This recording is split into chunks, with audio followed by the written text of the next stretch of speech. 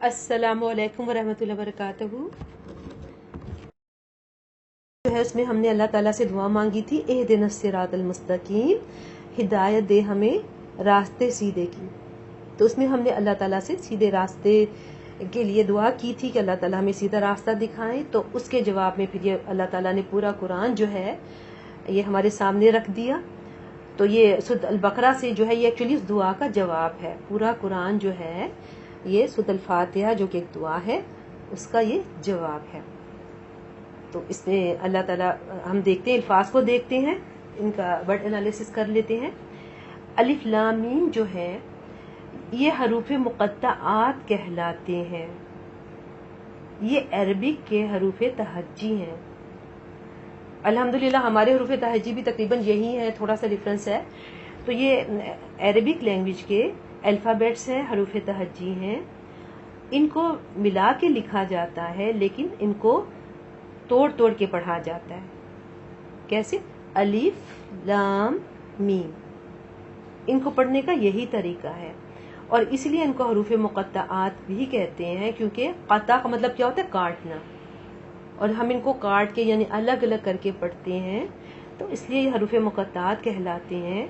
और कुरान की बहुत सी सूरतों का आगाज़ जो है हरूफ मुक़त्तआत ही से होता है। ठीक है, तो ये हरूफ मुक़त्तआत है। आप बस इनके बारे में यही याद रखिए कि इनको इस तरीके से पढ़ना है, इनको हमने तोड़ तोड़ के पढ़ना है। ज़ालिका, ये इशारा किया जा रहा है, ये अल किताबु, अल किताब, किताब जो है लिखी हुई चीज को कहते हैं। लेकिन जब जिसके साथ अल आ गया, जैसे मैंने आपको अल फातिहा में भी बताया, ये सूरह अल फातिहा में भी बताया था, अल का मतलब क्या है कि हमने उसको कॉमन नाउन को प्रॉपर नाउन बना दिया। अगर हम किताब कहेंगे इसका मतलब कोई भी बुक, एनी बुक, लेकिन जब हम उसके साथ अल लगा देते हैं तो वो द बुक बन जाता है और इससे मुराद कुरान है। ठीक है, कुरान मजीद की तरफ इशारा है। किताब यहाँ कुरान को कहा गया। अल किताब का मतलब कुरान, कुरान मजीद। ये किताब ला नहीं, ला पीछे भी हमने पढ़ा था, सूरह अल फातिहा में ला आया था, तो ये वही ला है, रिपीट हो रहा है यहाँ पे। नहीं, रईबा, कोई शक। अच्छा, यहाँ पे रैब का लफ्ज आया है। शक भी अरेबिक वर्ड है, लेकिन यहाँ अल्लाह सुब्हानहू तआला ने शक का लफ्ज इस्तेमाल नहीं किया बल्कि रैब का लफ्ज इस्तेमाल किया है। दोनों के मीनिंग में फर्क है। फर्क क्या है? शक तो सिर्फ शक ही होता है, लेकिन रैब से मुराद ऐसा शक है जो इंसान को बेचैन कर दे, जो उसका सुकून ले ले, जिसमें शक के साथ बेचैनी भी हो। तो ला रईबा, नहीं कोई शक, फी ही, इसमें। अच्छा, ये भी दो वर्ड्स हो गए, फी में, ही, इस। ही जो है प्रोनाउन है, ठीक है, और फी को आप प्रेपोजिशन, अरबिक की प्रेपोजिशन आप समझ लें, ये बार बार रिपीट होकर यहाँ ये मिला के लिखा हुआ है। वैसे अलग अलग भी आते हैं, फी अलहदा से लिखा हुआ भी आता है इसमें, यानी कुरान में। तो अल्लाह ताला यहाँ पे हमें ये कह रहे हैं कि हम शुरू में ही अल्लाह ताला ये बता रहे हैं कि ये कुरान ये ऐसी किताब है जिसपे हम पूरा एतमाद कर सकते हैं। इसमें कोई शक की बात है ही नहीं। क्या शक की बात नहीं? सबसे पहले तो ये अल्लाह सुब्हानहू तआला की तरफ से है ये किताब, इस पे हम पूरा भरोसा कर सकते हैं। इसमें हमारे तमाम सवालों के जवाब भी हैं और ये वो किताब है जो इंसान को मुतमईन करती है। ये हमें उन तमाम सवालों के जवाब देकर उन तमाम सवालों के बारे में मुतमईन करती है, वो सवाल जिनका जवाब कोई इंसान नहीं दे सकता, वो जो हमें दुनिया की कोई किताब नहीं बता सकती जिन चीजों के बारे में। क्यों? क्योंकि इंसान जो है उसका इल्म नाकिस है, उसकी अकल जो है लिमिटेड है, महदूद है, उसके पास हर चीज का जवाब नहीं है। तो यह यकीन दिलाया गया कि ये किताब जो है ये, इसमें कोई शक की बात नहीं कि ये अल्लाह सुब्हानहू तआला की तरफ से है और ये इसमें ये इंसानों को मुतमईन भी करती है, उनके सवालों के जवाब भी देती है। فی ہی اس میں کیا ہے، اس میں ہدن ہدایت ہے. اچھا روٹ ورڈ جو ہے میں آپ کو بتا دیتی ہوں. کتاب کے روٹ ورڈ جو ہے کاف تا با، اس کے روٹ ورڈ ہیں. ریبا کے روٹ ورڈ ہے را یا با. اور اب ہدن آیا ہے، اس سے ملتا جلتا لفظ جو ہے ہم نے سورۃ الفاتحہ میں پڑھا تھا، وہ کیا تھا، اہدی، اہدنا. اس کے روٹ ورڈ کیا تھے، ہا دال یا. تو ان کے سیم روٹ ورڈز ہیں. ہدن کے بھی اہدنا سے ملتا جلتا لفظ ہے یہ، اور ان کا ترجمہ بھی ملتا جلتا ہے. تو ہدن کہتے ہیں ہدایت کو. تو اس میں کیا ہے، اس قرآن میں ہدایت ہے. للمتقین، یہ ایکچولی اس میں لام ہے جو علیحدہ سے ایک ورڈ کے طور پر آیا ہے. لی ہم پہلے بھی آیا تھا، للہ میں نے آپ کو بتایا تھا. لی کا ترجمہ ہوتا ہے کے لیے، لی کے لیے. المتقین، متقی لوگوں کے لیے. ٹھیک ہے، اس قرآن میں ہدایت ہے متقی لوگوں کے لیے. متقین جو ہے متقی کی جمع ہے، پلورل ہے متقی کا. اور اس کا روٹ ورڈ جو ہے متقین کا واو قاف یا ہے. اچھا یہ متقی کون ہوتے ہیں، تقوی جو ہے یہ متقی تقوی سے ہے. تقوی کا ترجمہ اگر آپ نے پہلے قرآن کا ترجمہ کہیں پڑھا ہو تو اس کا ترجمہ عام طور پہ پرہیزگاری کیا جاتا ہے. پرہیزگاری، پرہیز کیا ہوتا ہے، بچنا. تو متقی کون ہے، جو گناہوں سے بچتا ہے اللہ کے ڈر کی وجہ سے. ٹھیک ہے، متقی وہ ہے. اور صرف ڈرنا کافی نہیں ہے، بلکہ اللہ کے عذاب سے ڈرتے ہوئے گناہوں سے بچے، گناہوں سے پرہیز کرے. یہ متقی کی ڈیفینیشن ہے. اور قرآن میں یہ لفظ جو ہے متقی یا تقوی بار بار آئے گا. تقوی اس کی کوالٹی ہے، متقی وہ شخص جس کے اندر تقوی کی کوالٹی ہوتی ہے. اور متقی کون ہے، جو اللہ کے عذاب سے، اللہ کی ناراضگی کے ڈر سے گناہوں سے بچے. اچھا اس کے بعد آگے دیکھ لیتے ہیں الذین، وہ جو. الذین الفاتحہ میں بھی آیا تھا. ٹھیک ہے، وہاں اس کا ترجمہ مفہوم تھا ان کا، اور یہاں وہ جو.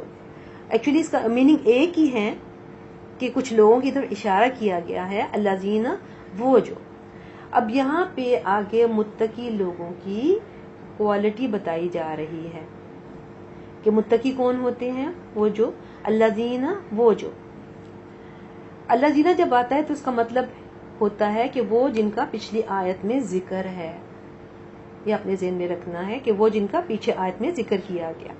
وہ جو یؤمنون ایمان لاتے ہیں، یؤمنون ایمان سے ہے. اور اس کا روٹ ورڈ جو ہے حمزہ میم نون. ایمان کیا ہے، ایمان دل کی حالت ہے. اور اس میں ایمان میں 3 چیزیں آتی ہیں. ایمان کے لفظی معنی ہے مان جانا. مان جانا کیسے ماننا، کس طریقے سے ماننا، زبان سے ماننا. جیسے کوئی شخص مسلمان ہوتا ہے تو کلمہ پڑھتا ہے، زبان سے اس چیز کا اظہار کرتا ہے. اور دل سے ماننا، دل سے یقین رکھنا، اور عمل سے اظہار بھی کرنا. ایمان میں یہ 3 چیزیں شامل ہیں. بالغیب، بی علیحدہ ہے اور غیب جو ہے وہ علیحدہ ہے. بی پریپوزیشن آپ سمجھ لیں، یہاں اس کا ترجمہ ہے پر. غیب کے روٹ ورڈ ہیں غین یا با. غیب، غیب سے مراد کیا ہے، غیب وہ چیزیں جو نگاہوں سے اوجھل ہوں، جن کو ہم آنکھوں سے دیکھ نہ سکیں. اچھا اس میں چونکہ اس کے ساتھ بھی ال کا لفظ آیا ہے تو اس میں ہر طرح کا غیب مراد نہیں ہے، بلکہ کون سا غیب اس میں مراد ہے کہ وہ غیب جس کا اللہ سبحانہ و تعالیٰ نے یا رسول صلی اللہ علیہ وآلہ وسلم نے ذکر کیا. اس میں کیا کیا چیزیں آ جائیں گی؟ خاص غیب میں اللہ سبحانہ و تعالیٰ، جیسے سب سے پہلے اللہ سبحانہ و تعالیٰ کی ذات ہے، ہم اللہ تعالیٰ کو آنکھوں سے نہیں دیکھ سکتے. جنت ہے، جہنم ہے، قبر ہے، آخرت ہے. ٹھیک ہے، تو غیب کا اپوزٹ ہوتا ہے حاضر. یہ حاضر کا اپوزٹ غیب ہے. تو وہ جو ایمان لاتے ہیں غیب پر، متقی کی سب سے پہلی صفت یہاں پہ بتائی جا رہی ہے، جو ایمان لاتے ہیں غیب پر. پہلا ان کا جو ہے سب سے پہلی چیز کوالٹی ایمان بالغیب. وَيُقِيمُونَ، اب یہ متقی کی دوسری صفت بتائی گئی. وَيُقِيمُونَ، وہ قائم کرتے ہیں. قاف واو میم یہ روٹ ورڈز ہیں اس کے، اور اس سے ملتا جلتا لفظ سورۃ الفاتحہ میں آیا ہے. المستقیم، صراط المستقیم آیا ہے. ان کے روٹ ورڈ سیم ہی ہیں، اس کے دونوں کے قاف واو میم روٹ ورڈ ہیں، اور ان کا ترجمہ بھی ملتا جلتا ہے. وَيُقِيمُونَ، اور وہ قائم کرتے ہیں. متقی کی دوسری صفت کیا ہے؟ قائم کرنا. اور قائم کیسے کیا جاتا ہے؟ سیدھا کرنا، کسی چیز کو سیدھا کرنا. کیا قائم کرتے ہیں متقی؟ الصلاۃ، نماز. الصلاۃ کے روٹ ورڈز ہیں صاد لام واو. تو متقی نماز قائم کرتے ہیں. اس کا مطلب کیا ہے؟ قائم کرنے کا مطلب یہ ہے کہ وہ نماز کو شرائط کے ساتھ، پوری شرائط کے ساتھ اس کو پورا کرتے ہیں. اور وہ نماز کی شرائط کیا ہے؟ جیسے وقت کی پابندی، قبلہ رخ ہونا، نیت کرنا، طہارت ہے، نماز پڑھنے کا جو سنت طریقہ ہے، وہ سب چیزیں اس میں آ جاتی ہیں، نماز قائم کرنے میں آ جاتی ہیں. اور عورتوں کے لیے تو خاص طور پہ چہرے اور ہاتھ کے علاوہ پورا جسم ڈھانپنا ضروری ہے نماز کے دوران. اور باریک دوپٹہ جو ہے، جس میں جو سی تھرو ہوگا اگر دوپٹہ، تو اس میں سے نماز نہیں ہوگی. تو یہ متقی لوگوں کی دوسری صفت ہے کہ وہ نماز قائم کرتے ہیں. اور نماز میں ایک اہم چیز کیا ہے کہ اس کو سکون کے ساتھ پڑھا جائے، اطمینان سے پڑھا جائے، بہت جلدی جلدی نہیں پڑھا جائے. کیونکہ ایک حدیث میں آتا ہے کہ ایک شخص جو ہے نماز پڑھ کے نبی صلی اللہ علیہ وآلہ وسلم کے پاس وہ آیا. آپ مسجد میں تھے، وہ نماز پڑھ کر آیا، اس نے سلام کیا. آپ نے فرمایا جاؤ نماز دوبارہ پڑھو. وہ گیا، پھر دوبارہ اس نے نماز پڑھی، پھر وہ آیا، پھر آپ نے اس کو بھیجا، اور تیسری مرتبہ آپ نے اس کو کہا کہ تم جاؤ دوبارہ سے نماز پڑھو. پھر آپ نے اس کو طریقہ بھی بتایا اور اس کو کہا کہ اطمینان سے نماز پڑھو. ٹھیک ہے، تو یعنی نماز کو بڑے اطمینان سے پڑھنا چاہیے، کیونکہ نبی صلی اللہ علیہ وآلہ وسلم نے اس شخص کو نماز دہرانے کے لیے کہا جس نے نماز جلدی جلدی پڑھی تھی. یہ نماز کے آداب کے خلاف ہے. تو متقی جو ہیں وہ نماز کو قائم کرتے ہیں. الصلاۃ کے ڈکشنری میننگ تو دعا ہے، لیکن اس سے مراد یہ ہے، شریعت میں اس سے مراد یہ ہے کہ اس خاص طریقے پر اللہ کی عبادت کرنا جو نبی صلی اللہ علیہ وآلہ وسلم نے ہمیں سکھایا ہے. یعنی جو نماز کا طریقہ آپ نے ہمیں سکھایا، اس طریقے پر نماز پڑھنا. تو متقی لوگ اسی طریقے سے نماز پڑھتے ہیں. اور مما، اب مما میں دو ورڈز ہیں، من اور ما. من کا ترجمہ ہوتا ہے سے، ما جو، اور اس سے جو. رزقناہم، رزق دیا ہم نے انہیں. اچھا، رزقناہم اس کے روٹ ورڈ جو ہے را ز قاف ہے، 3 لیٹرز کے روٹ ورڈز کے ہیں. اور اس میں دیکھیں ایک طرح سے 3 ورڈز آئے ہیں، رزق نا ہم. رزق رزق دیا، نا ہم نے، ہم انہیں. رزق دیا ہم نے انہیں. رزق کیا ہے؟ ہر وہ فائدہ مند چیز جو اللہ سبحانہ و تعالیٰ نے ہمیں عطا کی. تو کیا کرتے ہیں وہ جو اللہ نے ان کو رزق دیا؟ ينفقون، وہ خرچ کرتے ہیں. ينفقون کے روٹ ورڈز ہیں نون فا قاف. نفقہ سوراخ کو کہتے ہیں، اور جب انسان خرچ کرتا ہے تو اس کی ایک طرح سے جیب میں، اس کے پاکٹ میں سوراخ ہو جاتا ہے. تو اس لیے جو ہے یہ اس کا مفہوم اسی طرح سے اس سے نکلتا ہے. اس میں صرف مال نہیں ہے، مال کے علاوہ دوسری چیزیں بھی ہیں. مال تو ہے ہی، لیکن اس میں جیسے علم ہے، وقت ہے، صلاحیت ہے. جیسے ابھی آپ لوگ اپنا وقت نکال کے بیٹھے ہیں اللہ کی کتاب کو پڑھنے کے لیے، الحمدللہ اللہ کی توفیق سے. تو اسی طرح وہ لوگ جو ہے اپنے علم میں سے، اپنے مال میں سے، اپنے وقت میں سے، اور اللہ تعالیٰ نے جو ان کو صلاحیتیں عطا کی اس میں سے وہ خرچ کرتے ہیں دوسروں پر، دوسروں کو بھی دیتے ہیں. ٹھیک ہے. نماز اللہ سبحانہ و تعالیٰ کا حق ہے، اور انفاق یعنی خرچ کرنا یہ بندوں کا حق ہے.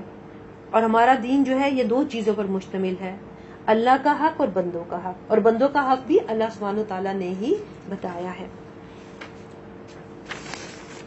تو اس میں ہر وہ چیز جو انسان صدقہ کرے اس میں آ جائے گی. اچھا، اس کے بعد بلوا اور الذین، وہ جو یؤمنون وہی جو پیچھے آیا، ریپیٹ ہو رہا ہے ورڈ، جو ایمان لاتے ہیں. ٹھیک ہے.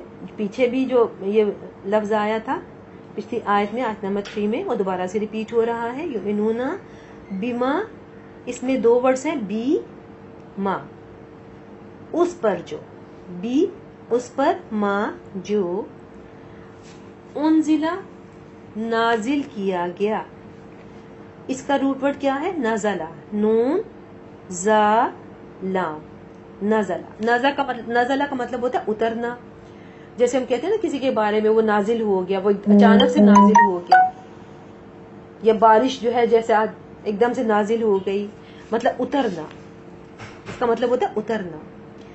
تو بارش نیچے اترتی ہے تو اس کو بھی اس کے لیے کہتے ہیں نا بارش نازل ہو گئی. تو انزلہ مطلب نازل کیا گیا، یعنی اتارا گیا.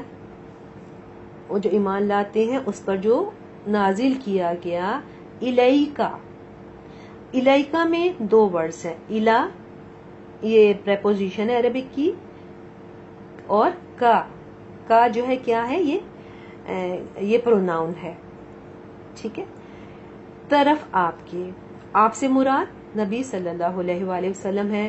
قرآن جو ہے نبی صلی اللہ علیہ وآلہ وسلم سے خطاب کرتا ہے، اور آپ کے ذریعے پھر ہم سے خطاب کرتا ہے. تو سب سے پہلے قرآن کے مخاطب نبی صلی اللہ علیہ وآلہ وسلم ہی ہیں. تو اللہ تعالیٰ فرما رہے ہیں کہ جو نازل کیا گیا، متقی کون ہے؟ جو ایمان لاتے ہیں اس پر جو نازل کیا گیا طرف آپ کے.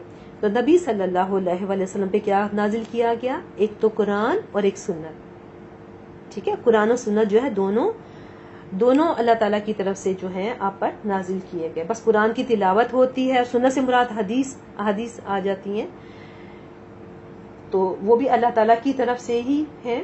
آپ اپنی طرف سے کوئی بات نہیں کہتے تھے، اپنے نفس سے کوئی بات نہیں کہتے تھے، قرآن نے خود اس بات کی گواہی دی ہے. تو جو نازل کیا گیا طرف آپ کے، تو قرآن و سنت اس سے مراد ہے. وا اور ما جو انزلہ نازل کیا گیا، یہ انزلہ دوبارہ سے ریپیٹ ہوا ہے. ٹھیک ہے. اس کی میں نے آپ کو ڈیٹیل بتا دی ہے. اس کی من سے، من قبلی کا اس میں بھی 3 ورڈز ہیں. من سے، قبل پہلے، کا آپ کے. آپ سے مراد یہاں پھر نبی صلی اللہ علیہ وآلہ وسلم ہی ہے. اور جو نازل کیا گیا آپ سے پہلے. قبل اردو میں بھی ہم استعمال کرتے ہیں نا، کافی زیادہ استعمال ہوتا ہے. قبلہ بھی اسی سے، کیونکہ قبلے کو سامنے رکھ کے ہم نماز پڑھتے ہیں. تو جو کچھ نازل کیا گیا اے نبی آپ سے پہلے، اس سے مراد کیا ہے؟ اس سے مراد پچھلی کتابیں جو آپ سے پہلے انبیاء پر نازل کی گئیں، جیسے تورات ہے، انجیل ہے، زبور ہے. تو یہ متقی کی ایک اور صفت بتائی جا رہی ہے کہ وہ قرآن پر جو کچھ آپ پر نازل کیا گیا، یعنی قرآن و سنت، اس پر بھی ایمان لاتے ہیں، اور جو کچھ آپ سے پہلے انبیاء پر نازل کیا گیا اس پر بھی وہ ایمان رکھتے ہیں کہ وہ اللہ تعالیٰ کی طرف سے وہ کتابیں نازل کی گئی تھی. وا اور بی، یہ علیحدہ سے ورڈز ہے. واو مطلب اور، بی پر، الآخرہ آخرت. آخرت کیا ہے؟ آخرت سے مراد آخر میں آنے والی، اس سے مراد قیامت ہے. ٹھیک ٹھیک ہے, یہ آخر سے ہے. اس کے روٹ ورڈ جو ہے میں 2 لیٹر ہیں, خا اور را, اور آخرت پر ہم وہ. ہم کون ہے؟ متقی. متقی لوگ جو ہیں, متقی لوگوں کی صفات بتائی جا رہی ہے. تو ہم سے مراد وہ یوقنون, وہ یقین رکھتے ہیں. ٹھیک ہے, اس کا یوقنون, یہ اس کا روٹ ورڈ کیا ہے؟ یا قاف نون. بلکہ آپ کو اس میں یہ یقین ایک طرح سے نظر بھی آ رہا ہے, پتہ چل رہا ہے کہ اس کے میننگ یہی ہے کہ وہ یقین رکھتے ہیں. یقین سے مراد کیا ہے؟ کہ بالکل پختہ علم, شک و شبہ سے بالکل پاک. یقین جو ہے علم سے اگلا درجہ. علم کیا ہے؟ کسی چیز کا نالج ہونا. یقین کیا کہ بالکل شورٹی ہو اس کے بارے میں, اس میں ذرا بھی شک نہیں ہو. یعنی وہ آخرت پر ان کو بالکل پکا یقین ہے, کسی قسم کا شک ہے ہی نہیں. تو یہاں متقی لوگوں کی اللہ سبحانہ و تعالیٰ نے صفات بتائیں. ٹھیک ہے, اور یہ متقی لوگ جو ہیں یہ کون ہیں؟ دیکھیں الفاتحہ میں بھی ہم نے 3 طرح کے لوگوں کے بارے میں پڑھا تھا. اللہ تعالیٰ نے بتایا تھا سب سے پہلے کون تھے؟ انعمت علیہم, جن پر اللہ سبحانہ و تعالیٰ نے انعام کیا. تو ایکچولی متقی لوگ جو ہیں وہی ہیں جن پر اللہ تعالیٰ نے انعام کیا, جن کے بارے میں میں نے آپ کو بتایا تھا کہ قرآن میں مزید ان کی تفصیل آتی ہے. ان میں انبیاء, صدیقین, شہداء اور صالحین شامل ہیں. 4 طرح کے لوگ اس میں شامل ہیں. تو یہاں پھر آپ دیکھیں 3 طرح کے لوگوں کا ذکر آئے گا. سب سے پہلے اللہ سبحانہ و تعالیٰ نے یہاں پہ متقی لوگ جو ہیں ان کی صفات بتائی, اور یہ وہی لوگ ہیں جن پر اللہ سبحانہ و تعالیٰ نے انعام کیا, یعنی پہلی طرح کے لوگ جو ہیں. اچھا, اگلی آیت کو دیکھتے ہیں. اولائکا, یہ اشارے کے طور پر آتا ہے اور پلورل کے لیے آتا ہے. اولائکا, یہی لوگ. کون لوگ؟ یہی متقی لوگ جو ہیں جن کے اندر یہ ساری صفات پائی جاتی ہیں. الا, اوپر ہے, ہدن, ہدایت کے. ہدن دوبارہ ریپیٹ ہوا. الفاتحہ میں اہدنا سے کے طور پہ آیا تھا, پھر پیچھے ہدن آیا, اور یہاں پھر دوبارہ سے ہدن آیا. اچھا, ہدایت. ہدایت میں ایکچولی ہدایت 2 قسم کی ہوتی ہے. ایک علمی ہدایت ہوتی ہے. علمی ہدایت کیا ہے؟ کہ علم آپ تک آ گیا, آپ تک پہنچ گیا, حق آپ کے سامنے واضح ہو گیا. جیسے ابھی الحمدللہ ہم لوگ قرآن پڑھ رہے ہیں, اور یہ ظاہر کتاب ہدایت ہے, اور یہ اس کا علم, تو اس کے علم ہم حاصل کر رہے ہیں یہاں پہ اللہ کی توفیق سے. تو یہ علمی ہدایت ہو گئی. ہدایت کی دوسری قسم کیا ہے؟ عملی ہدایت. وہ کیا ہے کہ علم آنے کے بعد اس پر عمل کی توفیق بھی ہو جائے. ٹھیک ہے, تو یہ وہ لوگ ہیں جو ہدایت پر ہیں, یعنی ان کے پاس علم بھی ہے اور ان کے پاس عمل بھی ہے. عمل سے مراد جیسے یہاں پہ نماز پڑھنے کا ذکر آیا. نماز کیا ہے؟ ایک نیک عمل ہے. خرچ کرنا, اللہ کے راستے میں خرچ کرنا, یہ بھی عمل ہے. اس کا تعلق انسان کے ایکشن ہے نا انسان کے. تو جیسے میں نے آپ کو بتایا تھا کہ ایمان میں 3 چیزیں ہیں: زبان سے اقرار کرنا, دل سے ماننا, اور عمل سے ظاہر بھی کرنا. تو ہدایت, یہاں ہدایت کا اعلیٰ ہدن, یعنی یہ وہ لوگ ہیں جو ہدایت پر ہیں. باقی ان کے پاس علمی ہدایت بھی ہے اور عملی ہدایت بھی ہے. اللہ تعالیٰ خود اس چیز کی گواہی دے رہے ہیں کہ جن کے اندر یہ صفات ہیں یہ لوگ ہدایت پر ہیں. من ربہم, اس میں 3 الفاظ آ گئے. من سے, رب, رب کا ترجمہ رب ہی ہوگا, پیچھے بھی ہم نے پڑھا تھا. ہم, اپنے. اچھا, ہم اور ہم ایک ہی ہیں. ٹھیک ہے, ہم اور ہم جو ہے یہ پروناؤن ہے, اور یہ 3rd پرسن پلورل کے لیے آتے ہیں. اور ڈیپینڈ کرتا ہے کہ اس سے پہلے, اگر آپ دیکھیں اس سے پہلے کسرہ زیر آ رہی ہے تو یہ ہم بن گیا, اور ویسے عام طور پہ یہ ہم ہی ہوتا ہے. اپنے رب کی طرف سے. من ربہم, اپنے رب کی طرف سے. اور اولائکا, یہی لوگ. اولائکا دوبارہ ریپیٹ ہوا. دیکھیں انشاءاللہ تعالیٰ یہ ورڈز بار بار آئیں گے اور آپ کو بالکل بہت اچھی طرح سے اللہ کے اذن سے انشاءاللہ یاد ہو جائیں گے. اولائکا, اور یہی لوگ ہیں. ہم, وہ. دوبارہ، یہ دوبارہ ہم کیوں آیا؟ تاکید کے لیے، سٹریس کے لیے. جب دوبارہ سے اس طرح سے آتا ہے پروناؤن تو اس کا مطلب صرف وہی ہیں المفلحون، جو فلاح پانے والے ہیں. المفلحون، المفلح کا پلورل ہے. المفلی سنگولر ہے، ایک بندے کے لیے آئے گا. المفلحون جو ہے پلورل ہے، زیادہ لوگوں کے لیے آ رہا ہے. اور فلاح کا اس سے مراد کیا ہے؟ فلاح مطلب کامیابی. تو مفلح کون ہے؟ کامیاب ہونے والا. اللہ تعالیٰ بتا رہے کہ یہی لوگ جو ہیں جو کامیاب ہونے والے ہیں. اچھا، فلاح کیسی کامیابی ہے؟ ہر کامیابی کو ہم فلاح نہیں کہہ سکتے. فلاح وہ ایسی کامیابی ہے جو محنت کے بعد حاصل ہو، بہت محنت کے بعد. ٹھیک ہے، جو ایسے ایک دم سے حاصل نہیں ہوتی بلکہ محنت کرنے کے بعد حاصل ہو. اور فلاح سے مراد کیا ہے؟ قرآن میں اس کی ڈیٹیل آتی ہے کہ اللہ تعالیٰ فرماتے ہیں کہ جو جہنم سے بچ کے جنت میں چلا جائے تو وہ فلاح پا گیا. اصل کامیابی یہی ہے، قرآن کے مطابق کامیابی یہی ہے کہ انسان جہنم سے بچ کے جنت میں چلا جائے. تو وہی المفلح ہوں گے. اللہ تعالیٰ فرماتے ہیں یہی لوگ ہیں جو کہ فلاح یعنی کامیابی پانے والے ہیں، مکمل کامیابی. اور مکمل کامیابی کیا ہے؟ کہ جہنم سے بچ کے جنت میں چلے جانا. ان بے شک الذین، وہ ان فرسٹ ٹائم آپ پڑھ رہے ہیں لیکن یہ بھی بار بار ریپیٹ ہوگا تو انشاءاللہ آپ کو یاد ہو جائے گا. الذین، آپ دیکھیں یہ بہت بار بار یہ لفظ آ رہا ہے. وہ جنہوں نے کفروا، کفر کیا. اچھا، اب ہم دیکھتے ہیں کہ کفر سے مراد کیا ہے. کفر کے لفظی معنی جو ہے، اس کے روٹ ورڈ کیا ہے؟ کافر. اس کے ڈکشنری میننگ ہوتے ہیں چھپانا یا پردہ ڈالنا. کافر کون ہے؟ جو ایمان کو چھپاتا ہے. اچھا، قرآن ہمیں کیا بتاتا ہے کہ ہر انسان، ہر بچہ جو دنیا میں آتا ہے نا، ایکچولی وہ توحید پر ہوتا ہے، وہ مسلمان ہوتا ہے حدیث کے مطابق. پھر اس کے ماں باپ اور اس کا ماحول جو ہے اس کو کچھ اور ہندو یا اس کو کچھ اور بنا دیتے ہیں. تو یہاں اب دوسری طرح کے لوگ آ رہے ہیں. پہلے ہم نے متقی لوگوں کے بارے میں پڑھا، تو یہ دوسرا گروہ ہے، دوسری طرح کے لوگ ہیں جن کو کہ سورۃ الفاتحہ میں المغضوبہ کہا گیا تھا. تو یہاں سے ان کا ذکر شروع ہو رہا ہے، دوسرے گروپ کے لوگ جو ہیں.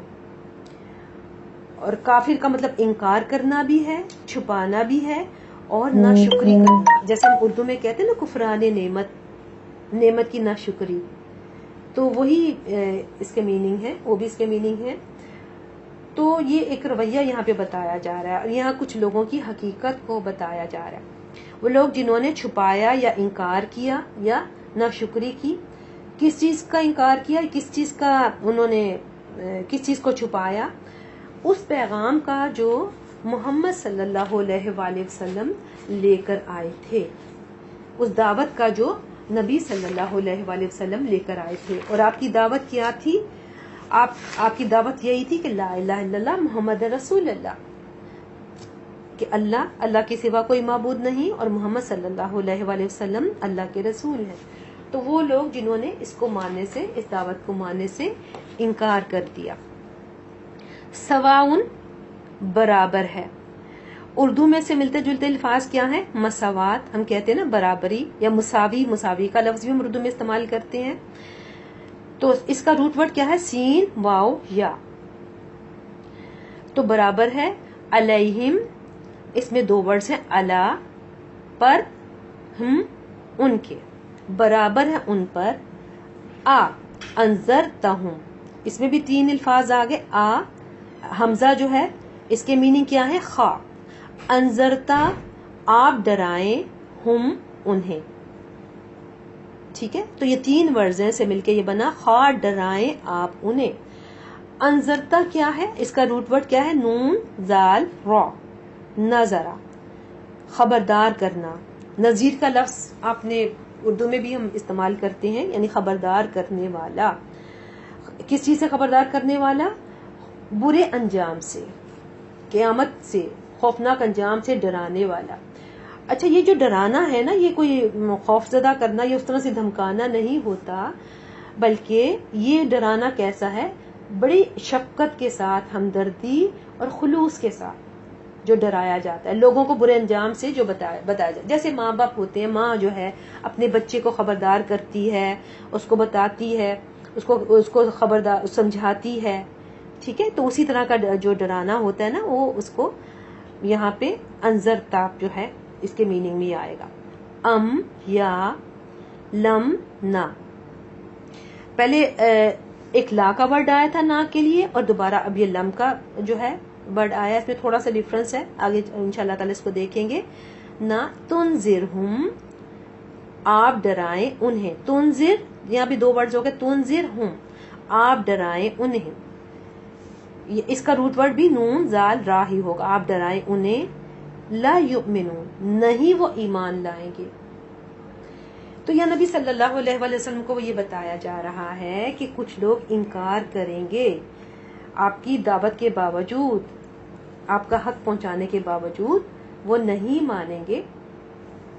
کیونکہ کچھ لوگ کیوں نہیں مانیں گے؟ کیونکہ کچھ لوگ ایسے ہوتے ہیں۔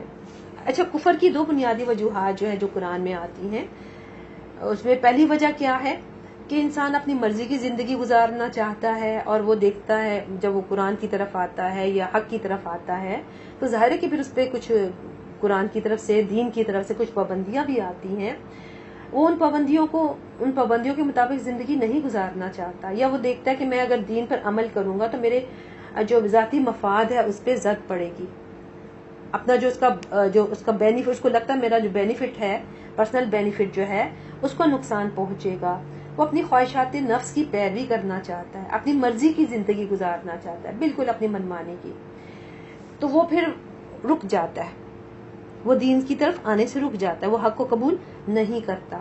تو پہلی وجہ تو یہ قرآن ہمیں بتاتا ہے، اور دوسری وجہ یہ بتاتا ہے کہ کچھ لوگ ہوتے ہیں کہ بس ان کے اندر تکبر ہوتا ہے، ایروگنس ہوتی ہے، ایک ضد ہوتی ہے، ان کا ایک نیگیٹو رویہ ہمیشہ ہوتا ہے کہ آپ کچھ بھی ان کو کہیں وہ ہمیشہ آگے سے وہ انکار ہی کریں گے، کبھی مان کر نہیں دیں گے۔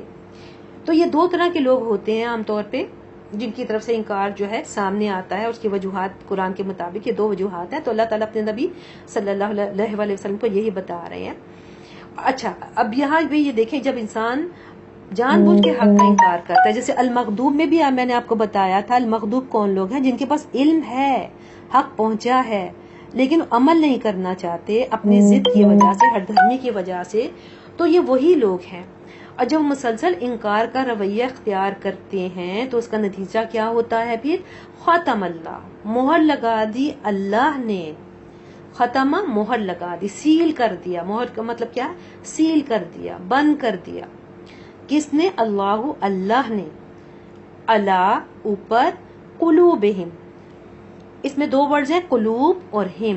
قلوب قلب کی جمع ہے، قلوب جو ہے پلورل ہے، قلب جو ہے سنگولر ہے، دل کو کہتے ہیں، اور اس کے لفظی میننگ ہوتی ہے الٹ پلٹ ہونے والی چیز، کیونکہ انسان کے دل کی حالت ایک نہیں رہتی نا، الٹ پلٹ ہوتا رہتا ہے، کبھی کچھ کیفیت ہوتی ہے، کبھی کوئی کیفیت ہوتی ہے، تو اس لیے دل کو قلب کہتے ہیں۔ تو کہا کہ اللہ نے سیل لگا دی، جب انہوں نے مسلسل ایک ضد کا، ہٹ دھرمی کا رویہ اختیار کیا اور مان کر نہیں دیا۔ اللہ تعالیٰ مہلت تو دیتے ہیں، ایک مہلت ہوتی ہے، لیکن اس کے بعد کیا ہے کہ پھر سزا کے طور پہ اللہ تعالیٰ دلوں پر مہر لگا دیتے ہیں۔ یہ مہر کب لگتی؟ جب علم کے بعد انسان عمل کی طرف نہیں آئے، عمل سے رک جائے، تو دلوں پر مہر لگا دی۔ وَعَلَىٰ اور اوپر، سَمْعِهِمْ، سمعہم، یہ دیکھیں دو ورڈز ہیں اس میں، سین میم عین، سماعت کو کہتے ہیں، اردو میں یہ لفظ استعمال ہوتا ہے سماعت یعنی سننا، سامعین کہا جاتا ہے نا، سننے والوں کو سامعین، جیسے ابھی آپ سن رہے ہیں تو آپ سامعین ہیں، ہم ان کے کانوں کے، اللہ نے دو چیزوں کو سیل کر دیا، ان کے دلوں کو بھی سیل کر دیا اور ان کے کانوں کو بھی سیل کر دیا، یعنی اب ہدایت جو ہے ان کے دل تک نہیں پہنچے گی، ان کے کانوں سے آگے نہیں جائے گی، کیونکہ ہدایت یہ قرآن میں نے آپ کو بتایا تھا نا، یہ دل پر اترتا ہے، دل پہ اثر کرتا ہے. تو جب دل پر مہر لگ گئی اور کانوں پر بھی مہر لگ گئی تو پھر یہ وہ ہدایت سے محروم ہو جاتے ہیں سزا کے طور پہ. اللہ تعالیٰ اس چیز سے محفوظ رکھے. وَعَلَىٰ اور اوپر، ابصارہم ان کی آنکھوں کے. ابصار باسرا کی جمع ہے، با سواد را اس کا روٹ ورڈ ہے. ابصار یعنی آنکھیں، پلورل ہے. ٹھیک ہے، بصرہ کا پلورل ہے. بصیرت کا لفظ اردو میں استعمال ہوتا ہے، ہم ان کی آنکھوں کے. غشاوتن پردہ ہے. اس کا روٹ ورڈ کیا ہے؟ غین شین یا. غشی، غشی کیا ہوتی ہے؟ انسان کی ایسی کیفیت جب اس کے ہوش و حواس پہ بھی ایک طرح سے پردہ آ جاتا ہے، اس کو کچھ پتا نہیں چلتا کیا ہو رہا ہے. تو غشاوتن کیا ہے؟ پردہ ہے. یعنی اللہ تعالیٰ نے ان کی آنکھوں پہ پردہ ڈال دیا. اس کا مطلب کیا ہے کہ اب حق سامنے ہوگا تو بھی ان کو حق نظر نہیں آئے گا. اللہ تعالیٰ نے ان سزا کے طور پہ حق قبول کرنے کی صلاحیت جو ہے ان سے لے لی ہے. وَلَهُمْ اور ان کے لیے عذابٌ عذاب ہے، عظیم بہت بڑا، بہت بڑا. عظیم اس کا روٹ ورڈ جو ہے عین ذا میم. اردو میں بھی یہ لفظ استعمال ہوتا ہے، بہت بڑی چیز کو عظیم کہتے ہیں. عظمت کا لفظ بھی اس سے ہے. تو بتایا جا رہا ہے کہ کافروں کا انجام کیا ہوگا، کیونکہ انہوں نے حق کو قبول نہیں کیا، ان کو دلچسپی نہیں تھی حق سے اور وہ حق کا انکار کرتے رہے مسلسل. تو اللہ تعالیٰ نے سزا کے طور پہ ان سے حق قبول کرنے کی صلاحیت لے لی اور ان کے لیے بہت بڑا عذاب ہے. تو یہ وہ لوگ ہیں جنہوں نے نبی صلی اللہ علیہ وآلہ وسلم کی لائی ہوئی تعلیم کا انکار کیا، جان بوجھ کر انکار کیا، اپنی جٹائی کی وجہ سے انکار کیا. اچھا، اللہ نے ان کے دل سیل کیوں کر دیے؟ یہاں میں بھی آپ کے ذہن میں یہ سوال آئے. یہ سزا کے طور پہ ہے، کیونکہ اللہ تعالیٰ نے ہمیں دل کس لیے دیے ہیں؟ ہم غور و فکر کریں، اللہ سبحانہ و تعالیٰ کے بارے میں سوچیں، اپنے خالق کے بارے میں سوچیں اور اللہ کی محبت دل میں ہونی چاہیے. لیکن یہی دل جب خواہشات کا مرکز بن جاتا ہے، اس میں بس نفسانی خواہشات ہی ہوتی ہیں، دنیا کی محبت اور چیزوں کی محبت، اور تو پھر اللہ تعالیٰ کی بات سمجھ میں نہیں آتی. اور جب اللہ تعالیٰ، اور پھر انسان سمجھنا بھی نہیں چاہتا، تو پھر اللہ تعالیٰ دلوں پر مہر لگا دیتے ہیں. اچھا، یہاں ہمارے سیکھنے کے لیے بات کیا ہے؟ جو سیکھنے کی چیز ہے اس میں، یہ جو خاص طور پہ جو دوسری طرح کے لوگوں کا ذکر ہے. پہلے تو متقین کی صفات میں نے بتائی، تو اس میں ہم نے دیکھنا کہ کیا یہ صفات میرے اندر ہیں. اگر نہیں ہے تو مجھے اللہ سے دعا بھی مانگنی ہے، اس کے لیے کوشش بھی کرنی ہے. اور اس میں یہ بھی قرآن جو ہے ہدایت سب کے لیے ہے، لیکن اس سے فائدہ متقی اٹھائیں گے. اس سے فائدہ اٹھانے کے لیے، اور پھر دوسری طرح کے ان کا انجام بھی بتایا گیا. اللہ تعالیٰ نے کہا کہ وہی فلاح پانے والے ہیں. اور دوسرا گروہ جو ہے وہ کفرو، جو جاننے کے باوجود، علم کے باوجود عمل نہ کرنے والے، جاننے کے باوجود نہ ماننے والے، مغضوب علیہم. اور ان کا انجام بھی بتایا گیا کہ عذاب عظیم، ان کا یہ انجام ہے. تو اس میں ہمارے سیکھنے کے لیے یہ ہے کہ یہ چیزیں ہیں کہ انسان کو اپنی ذات پہ بہت زیادہ جو ہے اس کو اوور کانفیڈنٹ نہیں ہونا چاہیے کہ میں بہت کچھ جانتا ہوں اور مجھے کوئی چیز جاننے کی ضرورت نہیں ہے، یا میرے پاس بہت دنیا کی ڈگریاں ہیں، میں نے فلاں یونیورسٹی سے پڑھا ہوا ہے. نہیں، جب اللہ کا کلام ہمارے سامنے آئے اور قرآن آئے ہمارے سامنے، تو ہمیں اللہ اور رسول کی بات کے آگے جھک جانا چاہیے، چاہے سمجھ میں آئے یا نہیں آئے. اور اللہ تعالیٰ کی نعمت پہ، جو اس نے قرآن کی نعمت ہمیں دی، تو اس پہ شکر بھی ادا کرنا چاہیے. ٹھیک ہے، اور ضد میں نہیں آنا چاہیے انسان کو، اور انکار نہیں کرنا چاہیے، بلکہ سبمیشن کر دینی چاہیے اللہ تعالیٰ کے سامنے، اپنے آپ کو سبمٹ کر دینا چاہیے. ٹھیک ہے، کیونکہ یہ اللہ تعالیٰ کی رحمت ہے، اور اس کا اللہ تعالیٰ نے انجام بھی بتا دیا. اور انسانوں کے دوسرا گروہ جو ہے، جن کے پاس علم بہت ہے، جانتے ہیں، سمجھتے، لیکن ہدایت کے لیے نہیں جھکتے، تکبر یا خواہشات کی بنا پر. تو یہ دو چیزیں رکاوٹ بنتی ہیں قرآن پر عمل کرنے کے لیے، تکبر یا انسان کی خواہشات نفس. لیکن جب انسان مسلسل یہ رویہ اختیار کرتا ہے تو پھر اللہ تعالیٰ کی طرف سے سزا کے طور پہ اس کے دل پہ مہر لگ جاتی ہے، اور اللہ تعالیٰ اس سے توفیق لے لیتے ہیں. تو یہ ہمارا اس کا آج کا جو بھی لیسن تھا اس کا خلاصہ ہے. اللہ تعالیٰ سے ہم دعا کرتے ہیں کہ اللہ تعالیٰ جو ہے ہمیں اس چیز کی توفیق دے، اور اللہ تعالیٰ ہمیں جو بھی ایک شکر گزاری جو اللہ تعالیٰ نے ہمیں نعمت دی ہے قرآن کی شکل میں، تو اللہ تعالیٰ ہمیں اس کا حق ادا کرنے کی توفیق دے. اور یہ سینے کا حق کے لیے کھل جانا یہ اللہ تعالیٰ کی بہت بڑی نعمت ہے. حدیث میں آتا ہے کہ اللہ سبحانہ وتعالیٰ جس پر مہربانی کا ارادہ کرتے ہیں تو اس کا سینہ اسلام کے لیے کھول دیا جاتا ہے. اچھا، اس کی علامت کیا ہے کہ اگر ہمارے دل، اللہ تعالیٰ نے ہمارے دل قرآن کے لیے کھول دیا، ہمیں کیسے اس کا پتہ چلے گا؟ تو اگر اللہ کی بات سن کے، قرآن سن کے آپ کا دل خوش ہونے لگے، آپ کو خوشی ہو، تو اس کا مطلب کیا کہ آپ کا دل قرآن کے لیے کھل گیا ہے. ٹھیک ہے، یہ پہچان ہے. اور جب دل کھل جاتا ہے تو آگے ہدایت کے راستے آسان بھی ہو جاتے ہیں، عمل کے راستے آسان ہو جاتے ہیں. اور جس کے لیے اللہ سبحانہ و تعالیٰ ہدایت کا ارادہ نہیں کرتے تو اس کا دل اللہ تعالیٰ تنگ کر دیتے ہیں. پھر اس کا کیا ہوتا ہے کہ جب وہ قرآن سنتا ہے تو اس کو دل گھٹنے لگتا ہے، وہ پھر وہاں سے دور ہونا چاہتا ہے، قرآن سے دور ہونا چاہتا ہے. تو ایسے دل کے اندر نہ کوئی خیر جاتی ہے اور نہ کوئی خیر باہر آتی. تو ہمیں اللہ تعالیٰ کی پناہ مانگنی چاہیے اس چیز سے، اور اللہ تعالیٰ سے دعا مانگنی چاہیے کہ اللہ تعالیٰ ہمارے دلوں کو قرآن کے لیے کھول دے. اللہ تعالیٰ ہم سب کے لیے آسانیاں کر دے. جو متقین کی صفات ہیں اللہ تعالیٰ وہ صفات ہمارے اندر بھی اللہ تعالیٰ پیدا کر دے. ہمیں خود بھی اس کے لیے محنت کرنی ہے، کوشش کرنی ہے، کیونکہ فلاح ایسی کامیابی ہے نا جو کہ بہت محنت کے بعد حاصل ہوتی ہے. تو الحمدللہ ہمارے آج کی آیات 7 آیات ہیں. آپ نے بس اس کا ترجمہ یاد کرنا ہے 7 آیات کا، جیسے میں نے آپ کو بتایا ہے. اور جو یہ تفسیر تھی یہ تو آپ کے فہم کے لیے تھی، تاکہ ہم آیات کو سمجھ لیں. جن آیات کو ہم یاد کریں ترجمہ تو ان کو تھوڑا سا ہم سمجھ بھی لیں. تو الحمدللہ ہمارا وقت ہو گیا، اب کلاس کو ختم کرتے ہیں. سبحانک اللہم و بحمدک، نشہد ان لا الہ الا انت، نستغفرک و نتوب الیک. انشاءاللہ تعالی نیکسٹ ویک جو ہے پھر دوبارہ کلاس میں آپ لوگوں سے ملاقات ہوگی. السلام علیکم ورحمۃ اللہ وبرکاتہ.